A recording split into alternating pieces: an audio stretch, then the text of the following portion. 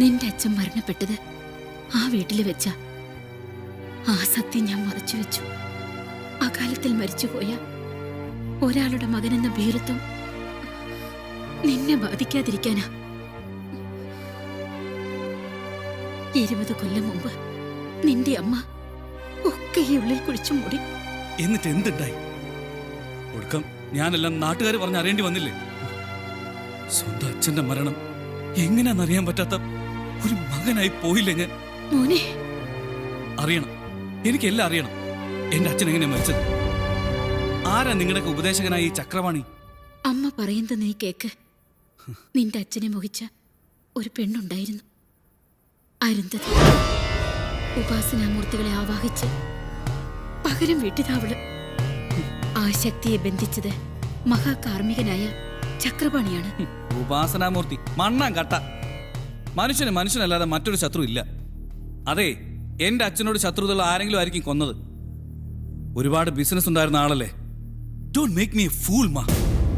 വിനു,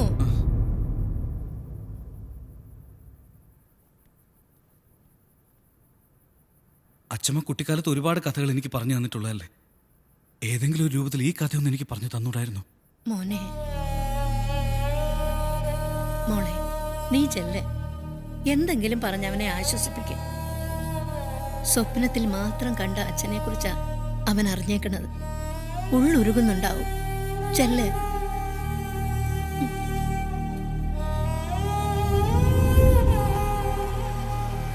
നിന്റെ അച്ഛൻ, എന്റെ ബാലേട്ടൻ, എന്റെ മനസ്സിലിരുന്ന് വിലക്ക്. ഇല്ല, കൊട്ടാരം വീടിന്റെ പടി ചവിട്ടാൻ എന്നെ കൊണ്ടാവില്ല. നിന്നെ വിടില്ല ഈ അമ്മ.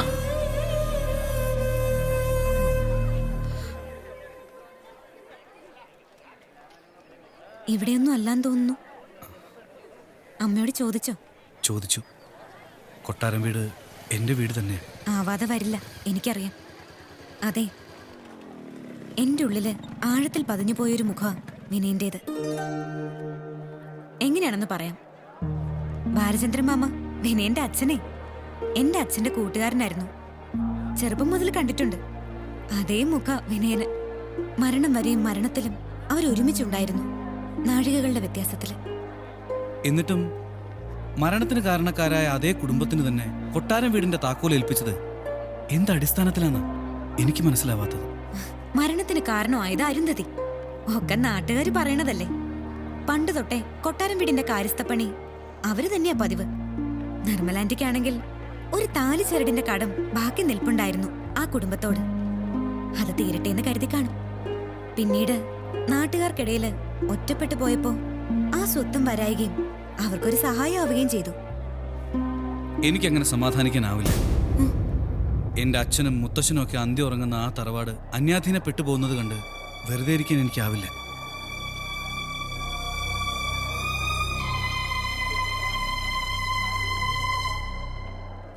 ഏകാന്തതയിൽ പൂവിട്ടു നിന്നൊരൻ, ഏകാന്തതയിൽ പൂവിട്ടു നിന്നൊരൻ മോഹന താരകമേ, ഒരു ചുംബനം പകർന്നേകിടും മുൻപേ മണ്ണിൽ മറഞ്ഞു പോയോ നീ, മണ്ണിൽ മറഞ്ഞു പോയോ നീ. കാലം തീരുവോളം, വാടിത്തളരുവോളം എൻ്റെ കണ്ണുകളുണ്ടാവും നിങ്ങൾക്കും ചുറ്റും. ഈ കൈകളിൽ ഇങ്ങനെ ഇങ്ങനെ. എന്താണ്? എനിക്ക് നിന്നെ അങ്ങനെയൊക്കെ വിളിക്കാം. ഞാൻ നിന്റെ തള്ളയെന്ന് കൂട്ടിയാ മതി. എന്താ തള്ള കാര്യം? എടാ, നീ പറയണതൊക്കെ വല്ല വഴി കൂടി പോണ തലയും മൂലയുള്ള പെണ്ണുങ്ങളോട് പറയുകയാണെങ്കിൽ തൂറോളം പണിയെടുത്ത് എനിക്ക് എന്റെ നടു ഒടിക്കണമായിരുന്നോ? പെണ്ണും പൂവും ഒരുപോലെ അല്ലേ ചിക്കാവുമേ? ഇവർക്ക് സ്നേഹം കൊടുത്താൽ പുഞ്ചിരിച്ച് തലയാട്ടി ഇങ്ങനെ നിൽക്കും. പക്ഷെ പെണ്ണ് എത്ര സ്നേഹം കൊടുത്താലും നെഞ്ചത്ത് കയറി ചവിട്ടും. ഇച്ചിക്കാവുമേ, ജോക്കുട്ടനെവിടെ? ഓ, സാർ എണീറ്റോ? എടാ, അവനെ പഠിക്കണം എന്നുള്ള കൂട്ടത്തിലാ. അവനിപ്പോ ക്ലാസ്സിലെത്തിയിട്ടുണ്ടാവും. ഓ, നിനക്കെന്താ? ആനെ പോലെ തിന്ന, ഉറങ്ങ, പിണ്ടിടുക. ആന പട്ട കയറും പോലെ വലിച്ചു കീറി ഞാൻ തള്ളേ. പൂളിപ്പിച്ചെടുക്കും ഞാൻ. എന്ത് തള്ള ഇത്? എന്നാലും രാവിലെ തന്നെ എണീച്ച് ഇവിടെ പോയതവൻ.